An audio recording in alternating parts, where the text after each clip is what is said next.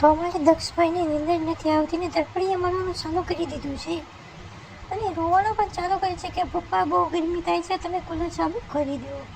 તો પપ્પાએ કુલર ચાલુ કરવાની પ્રેક્ટિસ કરી અને કુલર ચાલુ કરી. કુલર ચાલુ કરીને ઠંડો પવન આવવા મળી ગયો એટલે ભાઈ મને રોવા કે પપ્પા ઠંડો પવન આવવા મળી ગયો.